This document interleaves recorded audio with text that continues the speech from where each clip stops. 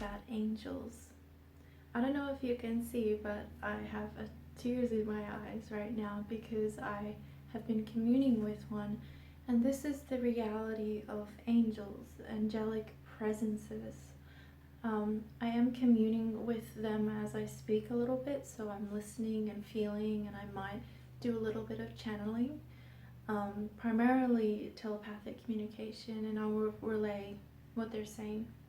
But yeah, I was communing with Gabriel, who is here, and these beings hold such a high light frequency that they can bring you into the purity of yourself.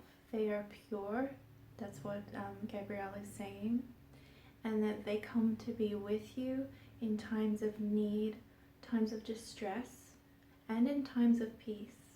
They allow you to return to your higher being, your higher self. So when I was asking how would an angel describe himself, his or herself, or well, one is that they don't have gender, though that they can embody masculinity or femininity, or both at the same time. They have no form. As usual, my nose gets itchy in videos. Oh my goodness. Angels are light streams. They are streams of light.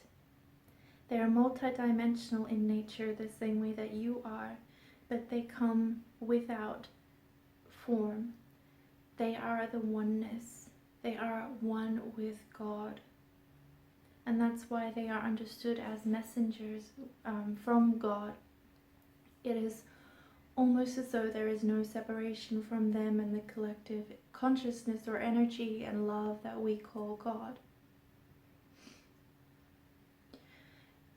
So Gabriel is telling me that everybody has a number of angelic beings with them throughout their lifetime. They experience this as felt sensation or knowings, intuitions, little messages here and there.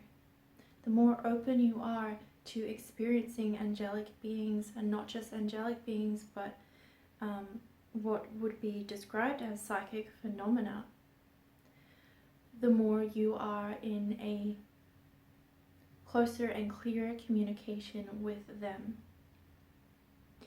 And they want to, Gabriel speaks for a lot of angels, so I say they and he, they want to communicate about fear that arises in people. So because they're saying that many people have a desire to see an angel, and when one doesn't fly down in front of them, they can be disappointed. They can experience it as evidence that there is a lack of angelic presences with them and a non-response. However,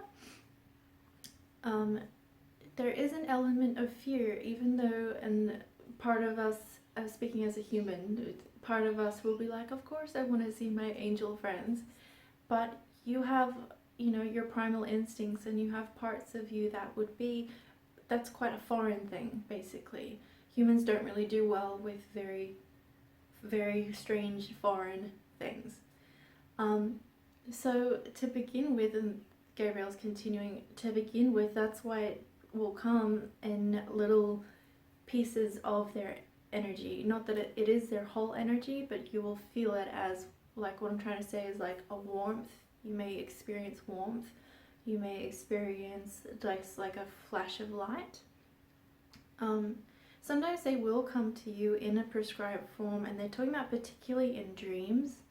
Particularly in dreams, they utilize becoming like a familiar something to you, whether that's taking on that classical angel appearance of like a robe with wings with feathers and stuff, or a past loved one, a deceased pet, like all these different things that you might receive and be open to communicating with. And they're saying that beneath that, often people will have that sort of dream and they'll wake up and be like, there's something, they might get an intuition that it was an angel, And that's like, it sort of reflects and speaks to the level of where you are. But yeah, when one is in the room with you, it's very, and you're sort of connected, it's very strong. Yeah, so I'm gonna keep listening for a second.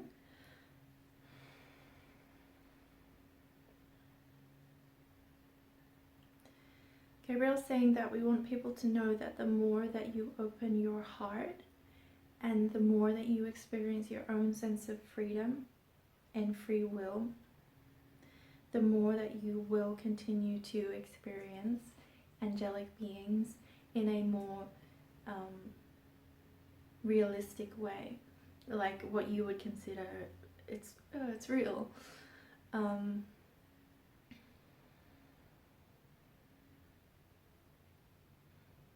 Angels can be perceived as essences. They are better understood as an essence. Gabriel's saying when we understand what the universe is, which is a giant thing that's not, he's not going to go there, but what we understand is that energy particles are made up of essences. And essence is a good word because it's talking about this refined something. That's why they like to use that word right now. So, oh my gosh, I was just thinking to myself, I wonder if that's my guides doing something, guys. They are essence-based beings, so this speaks to the qualities that they may hold. And so he's talking about the universe because basically the universe is built upon certain essences. Primordial is a better word. Primordial meaning at the beginning, ancient, foundation essences. And there's like a visual here of these being placed sort of in a blank empty universe, like space, and then streams of light become, and then that is how form begins.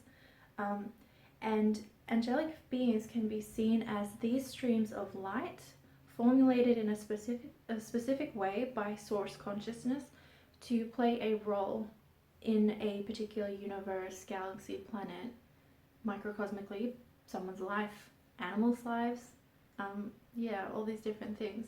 Just a little side note, that animals have angelic beings with them too, and they care for all of creation. All of creation.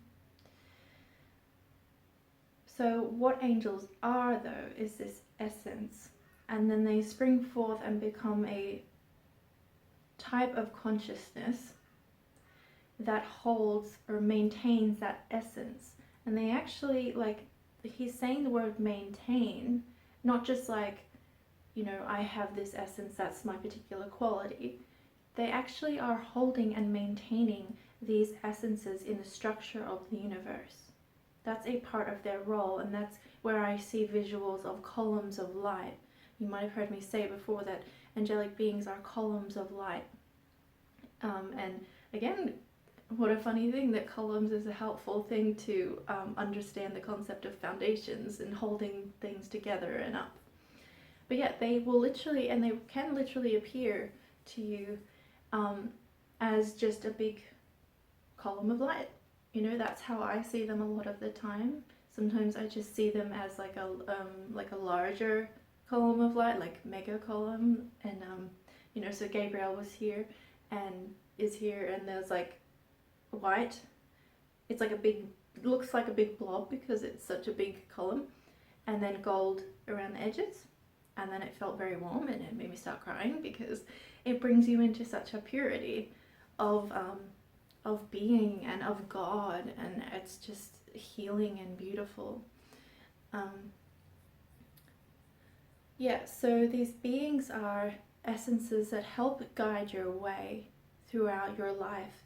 Any essences that you are trying to maintain within your life and its structure, that particular angelic being will be with you. So I'm kind of asking Gabriel, well, what's your essence? Like, what would you say about that for you?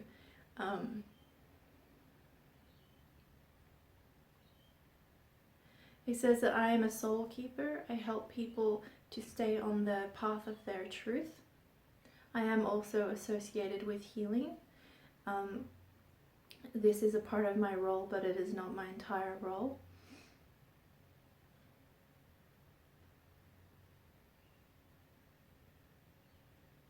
And I bring people into an awareness of what is within them. And then there's a feeling in the word love, here. And the way that that is produced throughout your life is something that Gabriel can and does assist you with. So then you can know, okay, if I have this angelic being who holds this essence quality, that's a theme in my life. That's a theme in your life.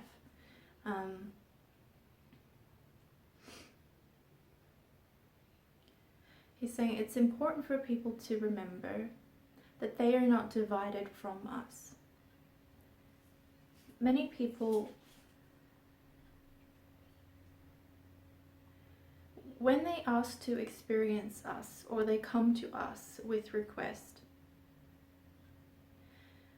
they are non-unified within themselves. They believe in a non-union between us and them. And this debilitates the process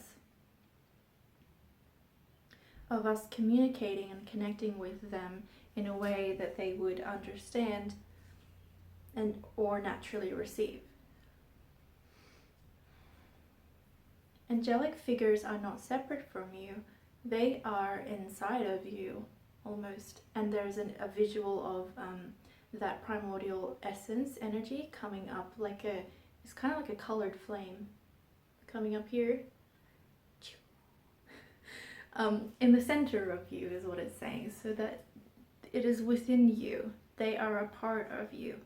And I would add or note that this is true for all of the spirit guides and angelic beings or animal guides, whatever, that are supporting you in your life on a higher level. They are part of your oversoul, and then on a higher level they are part of a bigger oversoul, and there's this non-division. And communication, and this is me speaking from experience as well, and just my teaching, is that a really big difficulty that people have with communicating with their guides or angels or whatever is to perceive them as separate. It is true, it's both. They are, going around different dimensions doing stuff. Also, they are within you. You are a fractal of source and of the whole. You are not separate. You know that fractal thing where it contains everything? It's very cool. So Gabriel is saying, if you want to communicate with an angel, speak freely from your heart, without fear and with presence, true presence. Your mysterious experiences should not be doubted. You must allow them to convey to you what they are, what they mean.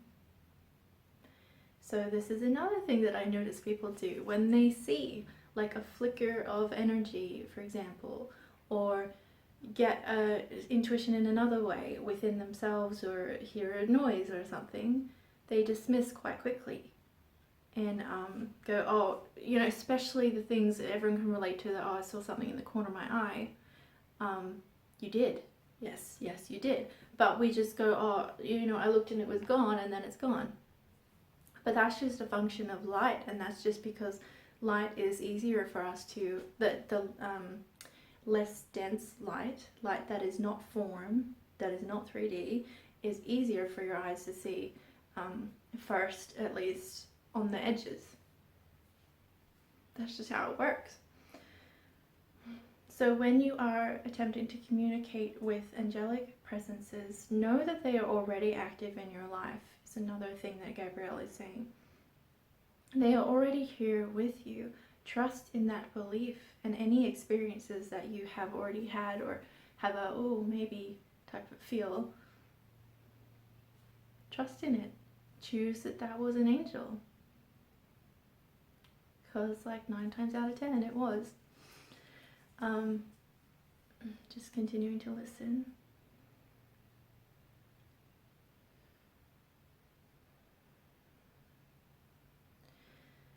Gabriel is continuing. We want you to understand that you are not separate from God. You are a part of God, the same way that an angel is a part of God. Humans are very good at putting ourselves on a lower pedestal. You are a divine being, the same way that an angelic being is divine. You are an extension. If you go back to that essence thing, you are an extension of divine consciousnesses. God, angels, guides, it all leads to you and back the other way. There is no separation. When you think of angels, remember that they are already here. Remember that they are not asking anything of you. This is a lead into the concept of worth issues. I'm not worthy to receive an angel's presence. When they come close, and many of us will experience a feeling of warmth or love. We have self-worth issues where we reject love. Like, that's a very common pattern. Let alone love from a being that we are already seeing is higher than us and pure and, oh, I should be like that. This is non-truth. This is non-truth. This is a duality-based way of experiencing life and perceptions. It is inaccurate. Your life was a beautiful gift that heavenly beings decided to become, to extend themselves into. Do not doubt your worth. Do not doubt your value, and therefore there isn't even a word, because it's like what we want to say is do not doubt your worth of being supported. But that word does not resonate because worth is not even a concept. It is a human-based thing that is just like, from a higher perspective, is non-existent. Like, I want to say, of course you're worthy, and that's the perspective. Of course you are worthy of being supported, but worth itself, like, it's not even a thing. You are God. You just are. And so you have support. You designed that, they designed that, everyone chose it. That's the deal. I'm just gonna see what else Gabriel would like to add, or any other angelic presences.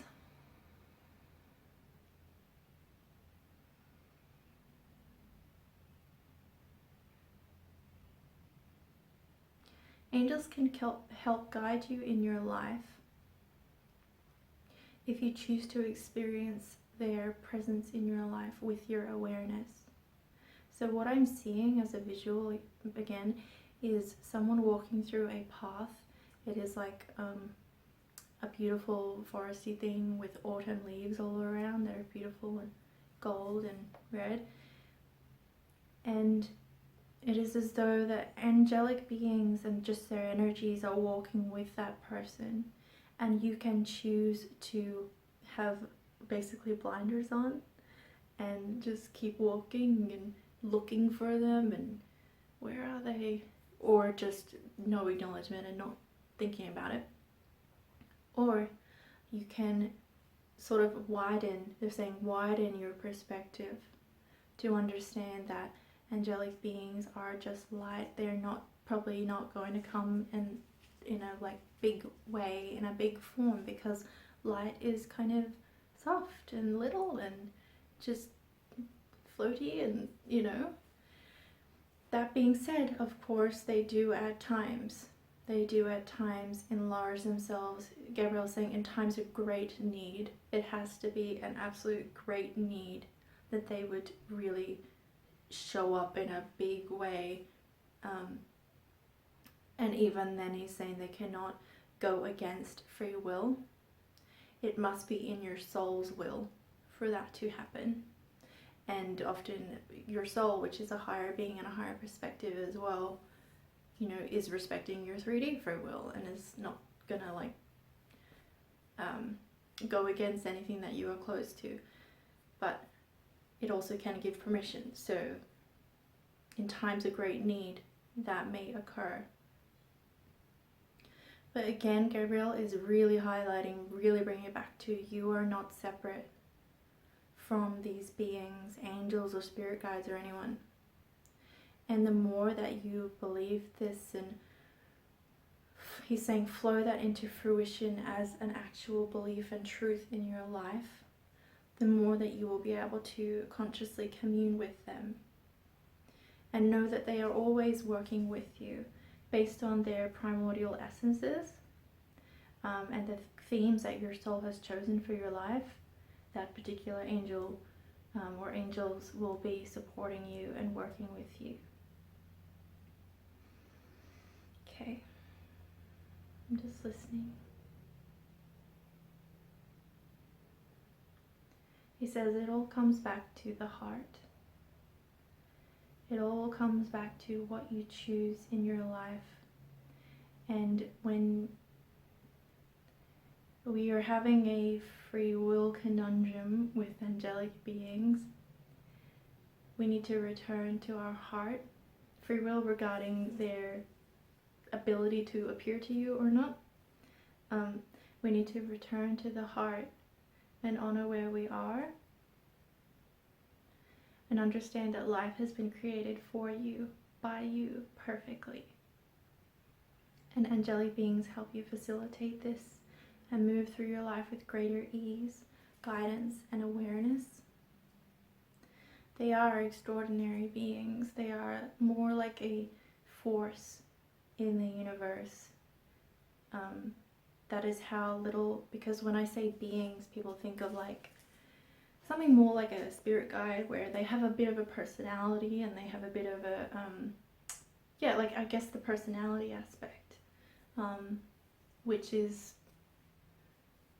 something that occurs as a result of the devising nature of the lower, some of the lower energies. No, the spirit guides are in a low energy or a low dimension, but you know, lower than where an angelic being is, which is like up, up, up, up, up. That is why they feel like they can feel quite sort of neutral. They have a non-gender a lot of the time, but they are also of God, and God is not neutral. It's not what we would call neutral. It is love. Okay, so I think that we will end here for now. Thanks for listening, and if you have any other particular questions about angels, I would like to know them, because I think that it's really fun for me to just listen and answer stuff, and if you feel like it.